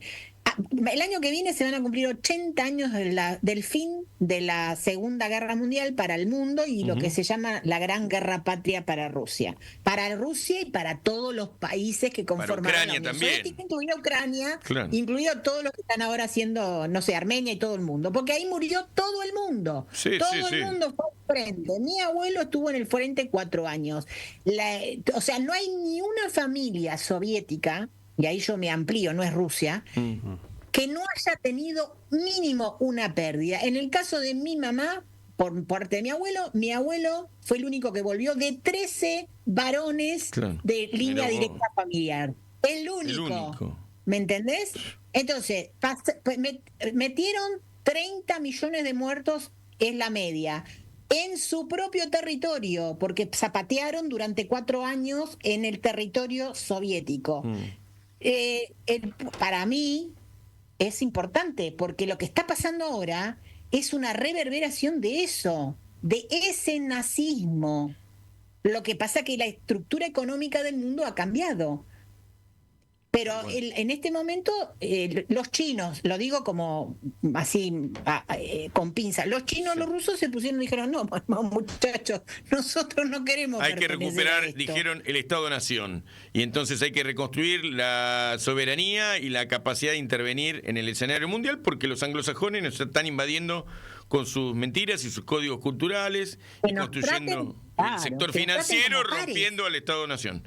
Silvana, te voy a tener que saludar, no para despedirnos porque vamos a seguir conectados, pero porque acá los chicos de la radio donde hacemos el streaming son malísimos, nos quieren pelear siempre si nos excedemos del horario. Nada, digan joda. Gente de primera. Así que te voy a tener que dejar porque el tiempo es tirano. Ya nos vamos a encontrar. Dale. Gracias, Silvana. Dale. Un beso grande. Gracias, Chao, gracias, dañe. Muy simpática, Silvana, gracias. Bueno, hemos estado con una compañera simpática, buena compañera, Silvana Jarmoluk. Y bueno, vamos ahora tenemos a Cristian La Mesa, que lo vamos a entrevistar en un rato, un compañero, embajador en Argentina de una organización rusa. Ahora nos va a contar bien que estuvo... Desnañé, ¿qué significa? Desnañé. Desnañé, no sé, le vamos a preguntar a él. Y que llegó ayer de Rusia, estuvo en la... Karin, ¿cómo es? La localidad, arriba de de Turkmenistán. Bueno, ya me voy a acordar, le vamos a preguntar a él. Y en un par de lugares haciendo conferencias. Sus conferencias son el legado de la Unión Soviética en la actual Rusia. Acá hizo también un encuentro y, bueno, es un disertante destacado. Si lo buscan en internet, Cristian La Mesa, van a encontrar disertaciones de él en todo el mundo, un lujo. Pero bueno, volviendo al tema, mientras que nos vamos comunicando con él, digamos que nos trajo un montón de pistas interesantes, Silvana, ¿o no? Me impactó mucho lo de, bueno, el recuerdo del pueblo ruso en la Segunda Guerra Mundial, digamos, ¿no? Que habrá generado condiciones para defender frente al intento de fragmentación del territorio la unidad política, ¿no? Esta cuestión de la unidad nacional como condición necesaria para garantizar la unidad territorial, ¿no? Es un debate inherente a la soberanía. En Moscú, al lado de la Plaza Roja, frente al Kremlin, al costado del ingreso, antes del arco ese de entrada, que se ven las fotos, está el monumento al soldado desconocido. Es una romería de gente de todos los lugares de Rusia que van a llevarle flores al soldado desconocido. Me hace poner piel de gallina.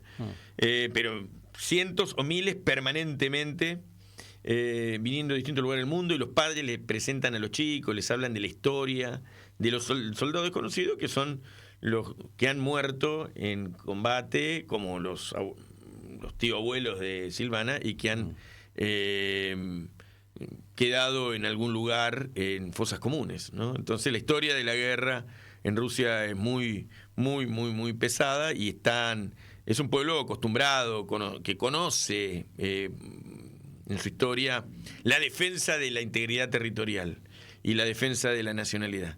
Tenemos a Cristian La Mesa, como habíamos dicho. El hombre llegó hace un rato a Pergamino, corriendo, viniendo desde Rusia. Anoche llegó a Buenos Aires y hoy a la mañana salió corriendo y me cagó, vamos a decir una palabra que no hay que decir en la radio, porque en la tele, porque yo pensé que no iba a llegar y llegó temprano, así que nosotros hicimos tarde la entrevista, nos colgamos. ¿Cómo andas, Cristian? Bien, muy bien, Gastón, me encantó de estar con vos y con tu audiencia, y gracias por la invitación. Gracias a vos. ¿Qué quiere decir Znanie? Znanie quiere decir conocimiento. La sociedad esta sería la Sociedad Rusa del Conocimiento.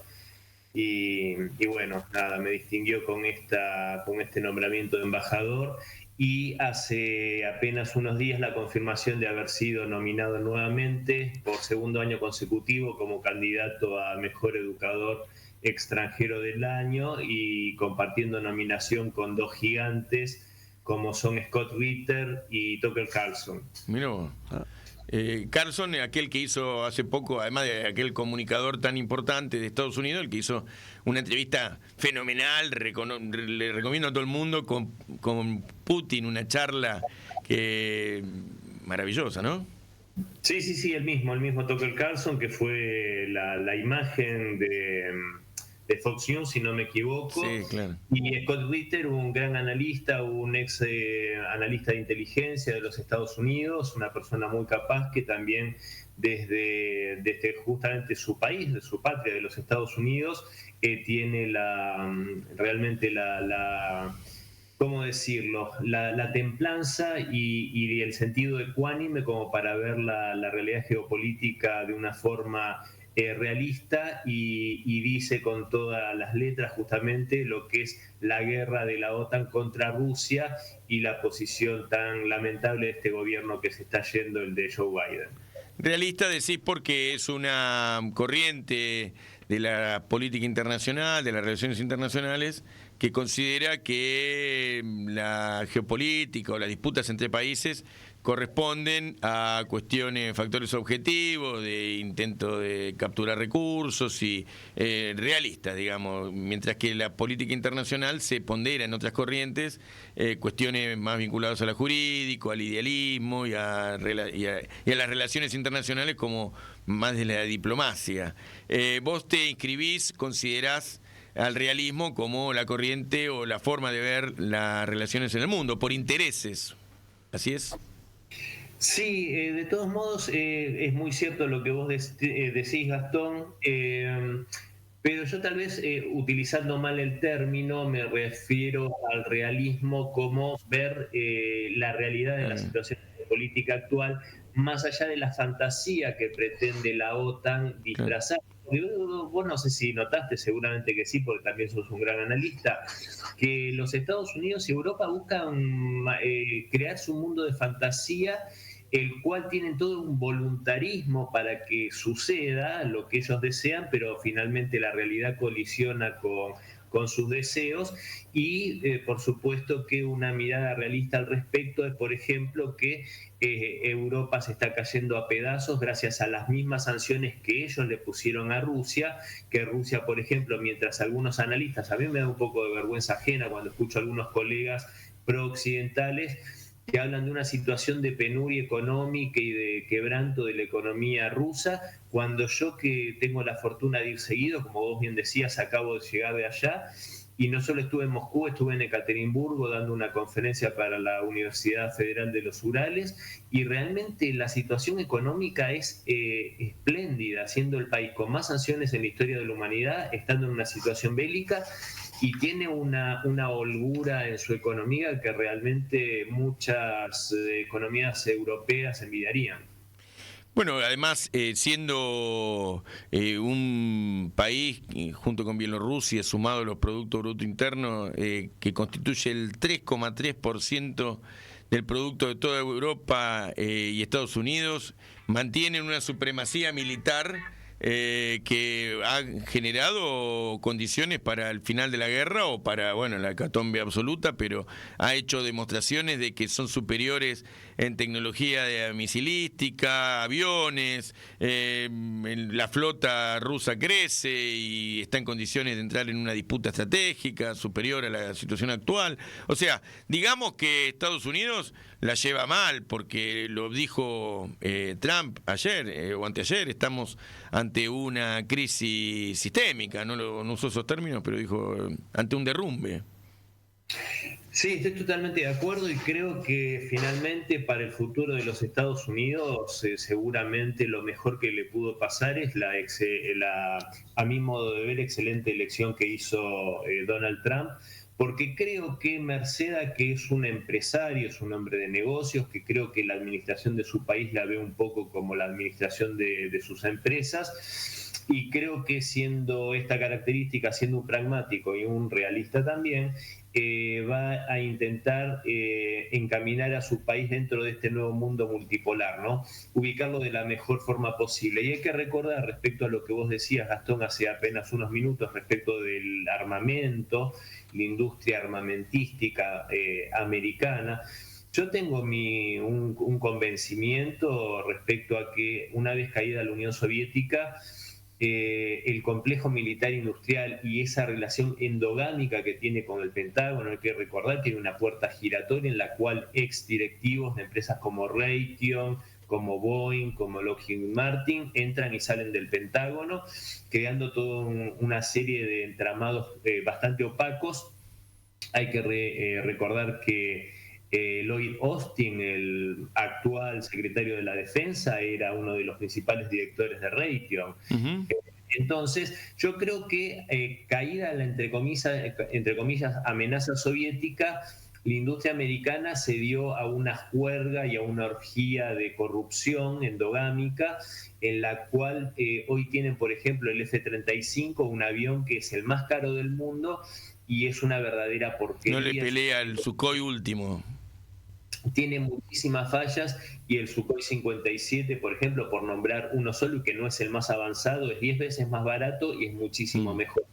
Entonces creo que esa corrupción profunda, de la cual tal vez despertaron de esa juerga mal y tarde en 2007, cuando el presidente Putin en Múnich les anunció que el mundo unipolar y ese orden que ellos querían llevar adelante no podía subsistir, y creo que en ese momento recién se despertaron de esa resaca, y se despertaron tarde, y Rusia ya le sacó muchísima ventaja en tecnología en cuanto a misiles hipersónicos, drones submarinos como el dron Poseidón, tienen todas las posibilidades como para doblegar a cualquier adversario.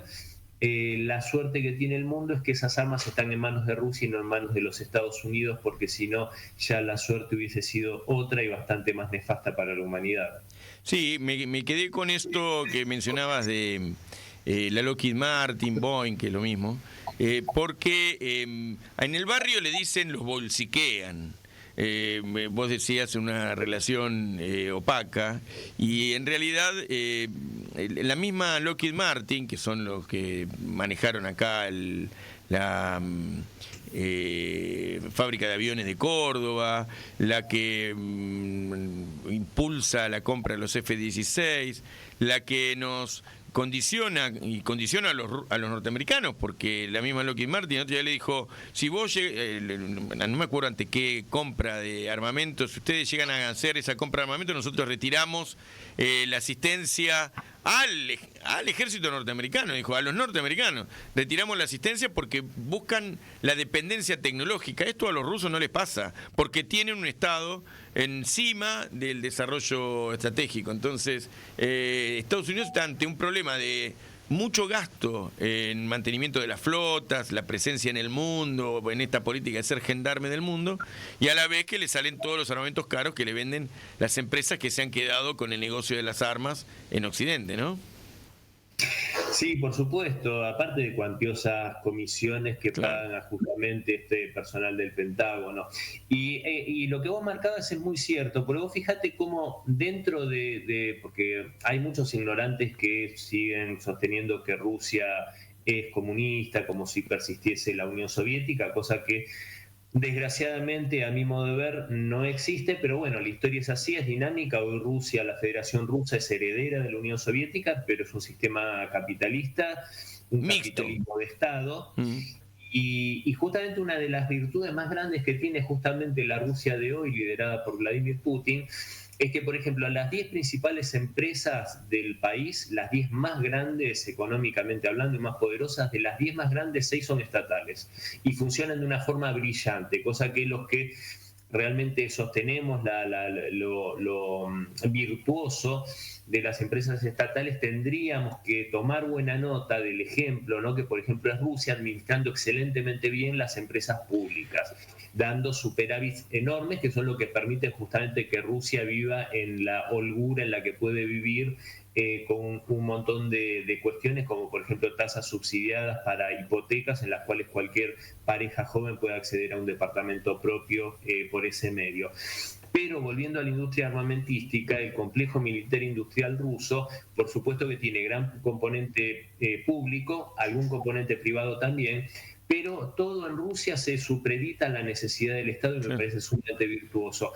Y con esto cierro esta partecita nomás, Gastón, y es recordar un video que se hizo viral en algún momento, hace un año, algo más de un año atrás, en el cual Dmitry Medvedev, es vicepresidente del Consejo de Seguridad de Rusia y expresidente de la Federación, reunido con directores de empresas armamentísticas rusas, les leí una carta del líder soviético Josip Vissarionovich Stalin, en la cual en ese momento, en la Segunda Guerra Mundial, Stalin se dirigía a los directores de las empresas armamentísticas soviéticas diciéndole que los jóvenes soviéticos estaban dando la vida en el frente por la patria y que ellos no tenían ningún derecho a relajarse y a descansar, y que si no cumplían con su deber serían aplastados. Y Medvedev, cuando termina de citar esta carta, por supuesto menciona al autor de la misma y dice que lo mismo aplica a la situación actual para ellos si no están a la altura de las circunstancias. O sea, Gastón, ¿por qué lo cito? Porque ni por asomo en Rusia una empresa armamentística se atrevería a decirle al Estado vamos a hacer tal o cual cosa y te cortamos la provisión de armas. Por supuesto que Rusia es un país en serio, es un Estado en serio, y los Estados Unidos evidentemente dejaron de serlo, y paradójicamente con Trump creo que seguramente en algún sentido va a volver a tener, si no un Estado fuerte como lo conocemos o lo consideramos nosotros, sí seguramente va a tener una conducción política. Exactamente, mucho más decisión política respecto de los temas centrales. Cristian, Nahuel Silva te habla, ¿cómo te va? Un gusto, Nahuel. te quería hacer 2 preguntas empalmadas. La primera es, vos mencionabas que había 10, de las 10 principales empresas, 6 son estatales, imagino que una es Gazprom. Sí. ¿Qué sectores estamos hablando de esas empresas? Y lo otro es que, ¿cómo crees o en qué medida y sobre qué sectores o sobre qué agenda podría, digamos, acá para adelante, porque sabemos que para eso se tiene que ir Milei, que decidió salir de los BRICS, se puede impulsar en términos de agenda de cooperación entre Argentina y Rusia, digamos, ¿no? En términos políticos, no solo políticos, sino en términos económicos, de acá para adelante, digamos, ¿no? Es muy bueno, Nahuel, lo que vos planteás, y creo que para empezar, por supuesto, se tiene que ir Milei antes, porque cualquier cosa en este sentido está condenada al fracaso, ni siquiera pueden hacer, porque ya definió nuestro presidente lo que desgraciadamente es su alineamiento incondicional con Washington y con Tel Aviv. Dicho esto, yo creo que lo primero que tenemos que empezar a hacer como país en el campo de la geopolítica, ha cambiado el signo político, es comenzar a hacer las cosas seriamente en el campo de la geopolítica. Y acá hay que decirlo claramente, yo me hago cargo de mis palabras, Argentina hace muchas décadas que no tiene una geopolítica seria, en la cual se marca un rumbo y se va por ese rumbo. Cartas de intención no sirven, no valen. El papel firmado que no se lleva a la práctica no sirve. Acuerdos, cartas de intención que se firmaron con el señor embajador Dmitry Feoktistov de la Federación Rusa con Argentina, se ha cansado de andar caminando por pasillos y por oficinas y nunca se llevan a la realidad. Acuerdos importantes de cooperación en fabricación, entre otras cosas, de centrales nucleares, algo que es fundamental para el desarrollo energético de nuestro país. Entonces, por un lado es eso, ser serios, tomar un rumbo y ser consecuentes, no andar con la cabecita europea y con esa doble dependencia que me gusta mucho Nueva York. Hay que tomar un rumbo y fijarlo y punto. Y ahí también atar las cosas de manera suficiente como para que la geopolítica sea una política de Estado. Un país serio no pega bandazos ideológicos respecto a la geopolítica, y por eso fue tan sorprendente lo que hizo el presidente Lula respecto al ingreso de Nicaragua y de Venezuela a los BRICS, porque eso no coincide con lo que es la diplomacia de Itamaraty brasilera, que siempre tuvo un rumbo serio y permanente como política de Estado. Entonces, punto 1, esto que decía, ser serios y fijar un rumbo y ser consecuentes. Y segundo, por supuesto que con Rusia hay muchísimos campos de cooperación muy importantes que se pueden desarrollar. Yo creo que hay uno que, aunque parezca poco importante, es fundamental, que es el conocimiento mutuo. Yo creo que no solo los argentinos, sino los iberoamericanos tenemos muchísimas más coincidencias con el pueblo ruso en nuestra idiosincrasia, en nuestros valores, en un montón de cuestiones que con los anglosajones. Por la cuestión del catolicismo también. ¿Cómo, perdón? Por la cuestión del catolicismo también, ¿no? La cultura. Por el tema de la gran fe en Dios, la profunda religiosidad, que si bien el pueblo ruso es cristiano ortodoxo, yo soy cristiano ortodoxo también, pero por supuesto que no hay ningún tipo de contrasentido con la religiosidad que tiene el pueblo iberoamericano, el valor por la familia, son muchísimas las cosas que nos hermanan. Y por supuesto, respecto al tema de la administración pública, del desarrollo, por ejemplo, en Rusia tienen la Universidad del Transporte, que acá creo que ni soñamos con eso, siendo que el transporte en la Argentina es bastante caótico. Y en Rusia realmente tiene un sistema de transporte público que es envidiable. Tan solo en la ciudad de Moscú tienen el sistema de metro el más hermoso y yo diría el más eficiente del mundo. Tienen sistema de trolebús, de tranvía y de ómnibus. Vos en Moscú podés no tener auto y te movilizás perfectamente bien a cualquier rincón de la ciudad o de la región de Moscú. Bueno, son cuestiones que se pueden hacer, intercambios en los cuales funcionarios nuestros, que dirigentes, puedan realmente absorber todas esos conocimientos que son muy importantes. Lo que vos mencionabas, no solo Gazprom, sino Rosatom, que es la empresa de energía atómica, Rosneft, que es la petrolera. Esas empresas funcionan en la órbita estatal y funcionan de una forma eficiente y dando un superávit impresionante al país ruso. Yo creo que en ese aspecto tenemos muchísimo para aprender. Y también podemos brindar mucho en el ámbito cultural, en el ámbito de el potencial de desarrollo que tenemos de muchas materias primas, que basta ver lo que es la estrategia rusa junto con Bolivia para el desarrollo del litio y el desarrollo y la producción de baterías en Bolivia. Esa es otra lógica totalmente distinta, que es la del ganar-ganar, que es la de las relaciones mutuamente beneficiosas, que realmente yo en ese aspecto creo que tenemos todo por hacer. Yo lo veo de primera mano con mis amigos y colegas de la sociedad rusa Snanie, cómo tienen un funcionamiento totalmente generoso en el cual te brindan y están dispuestos a aprender y a absorber lo que uno humildemente les puede brindar. Cristian, querido, te agradecemos que hayas estado con nosotros y que, habiendo llegado hace poco y con el cansancio que tendrás, asumiste esta entrevista y, bueno, ya vamos a tener otra oportunidad de poder analizar mejor el escenario geopolítico por venir, que, como imaginarás, nuestro miniatura para el programa de hoy es la derrota de Occidente, de un título de un libro muy importante de Manuel Todd, uno de los bestsellers en este momento de la política internacional. Te agradecemos que hayas estado con nosotros, Cristian, gracias. No, por supuesto que el agradecido soy yo por la invitación, un gusto charlar con vos, con Nahuel, y siempre voy a estar disponible, más allá del cansancio del viaje, pero también es un cansancio agradable porque la verdad que fue una semana intensísima en Rusia, pero muy, muy placentera. Muy amable, muchas que esté gracias, bien. Gracias. Cristian, un fuerte abrazo. Hasta luego. Nos quedan los números de un informe grande que llevamos. Antes suscribite, no me quiero olvidar, porque siempre me pasa lo mismo. Si te gustó el programa, si llegaste hasta acá y decís que bueno, hablaron de un tema que es distinto de las cosas que vemos en la tele, estos son peronistas, vienen con la tercera posición, plantean la cuestión del antiimperialismo. No te olvides que ahora viene Perón. Vamos a hablar de los números y nos vamos con Perón hablando del imperialismo.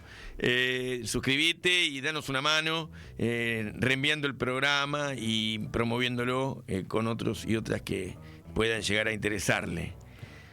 Sí, y además hay que tocar la campanita y poner me gusta. Y suscribirse, tocar la campanita y suscribirse. Bueno, hablábamos del intercambio no solo comercial, sino cultural, en el marco de un posicionamiento geopolítico de Estado una geopolítica de Estado que tiene que llevar a la Argentina para ser una gran nación, tercera posición decimos acá, implica un posicionamiento geopolítico y en términos, bueno, el intercambio comercial con Rusia hay mucho por hacer. Los últimos 30 años se ha mantenido en torno al 2,5% de la participación de las exportaciones y las importaciones, es decir, del comercio, de cómo pesa el comercio exterior de la Argentina con Rusia.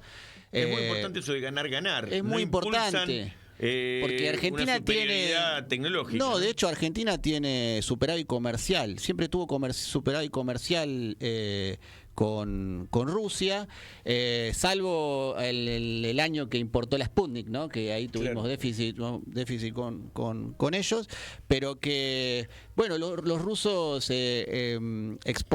importan, digamos, de la Argentina productos primarios o manufacturas de origen agropecuario o agroalimentario, digamos, desde manteca, bueno, aceites, de todos los productos que tengan que ver con comestibles, y la Argentina ha importado en alguna oportunidad petróleo refinado, fertilizantes, minerales. Digo, ahí hay una relación comercial, cultural y política que profundizar.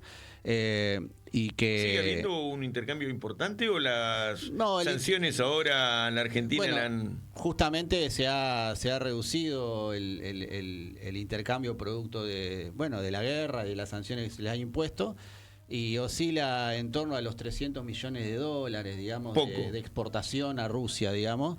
Supo ser entre 500 y 600 millones, pero esa es la cifra de exportación, digamos, de la Argentina a Rusia. Siempre tuvo, como te decía, superávit comercial, bueno, salvo en el periodo de la dictadura, que bueno, lo charlamos fuera de aire, donde Carter le impone sanciones a a la Argentina en el marco de la violación de los derechos humanos, y hay ahí un acuerdo comercial que le implica a la Argentina exportarle por más de 2.500 millones de dólares, sobre todo soja, bueno, y trigo, digamos, ¿no? Así que y algo ahí tuvieron los rusos invirtiendo en la industria pesquera y en centrales termoeléctricas, pero hay mucho por hacer, con nuestro pueblo hermano ruso, con un gran Estado, en el marco de ejercer la tercera posición, como decimos acá.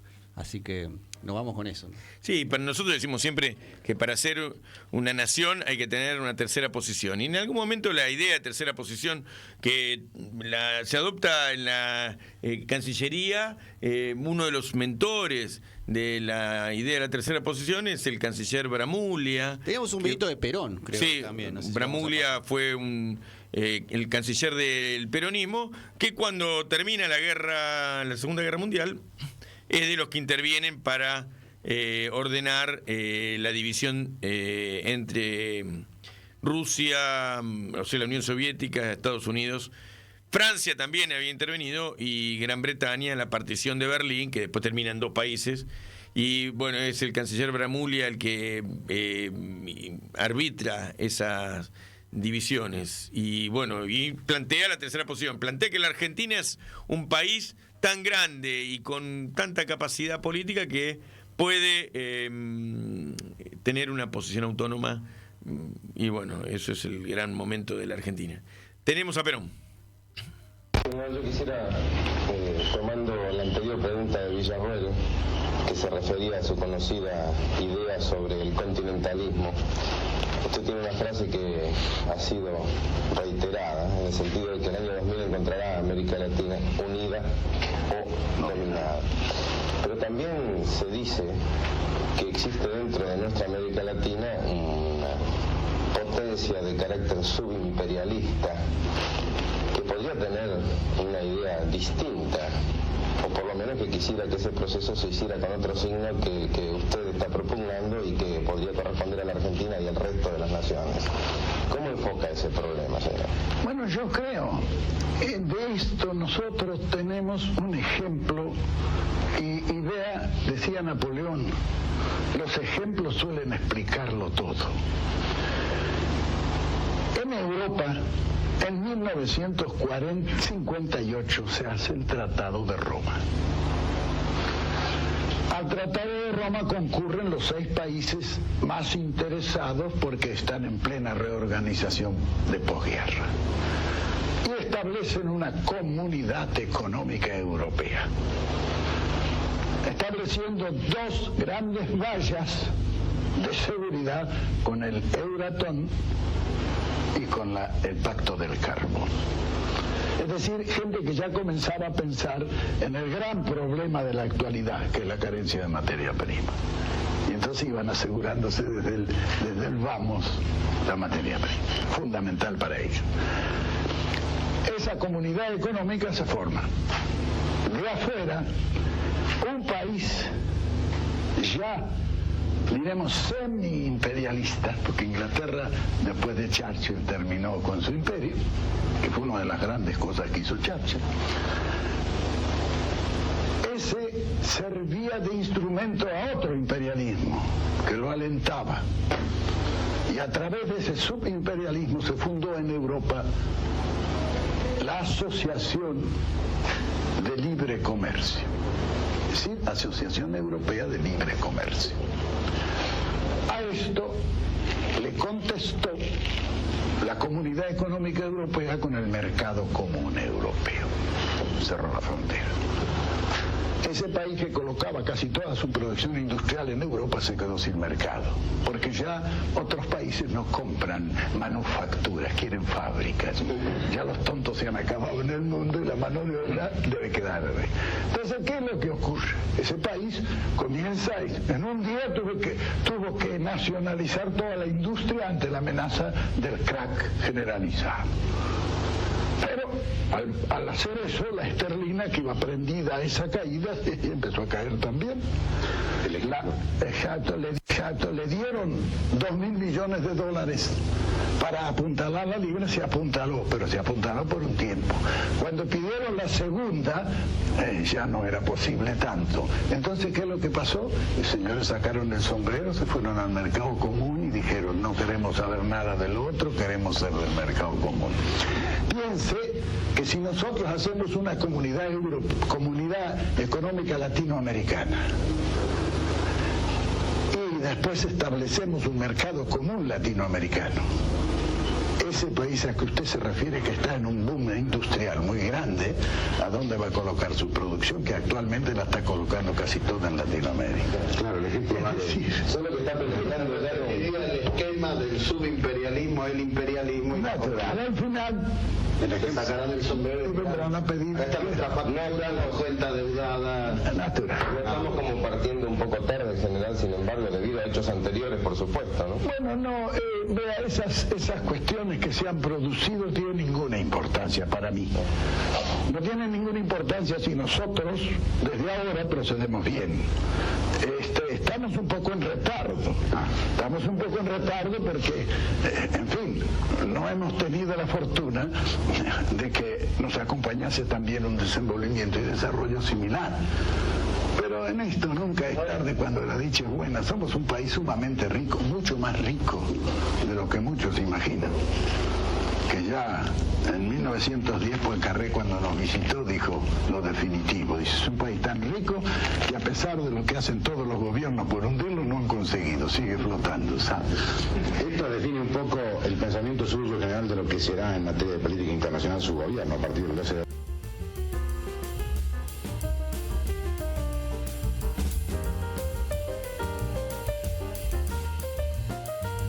Bueno, impresionante, la verdad. Hemos pasado por el análisis de la situación mundial y cerramos con Perón.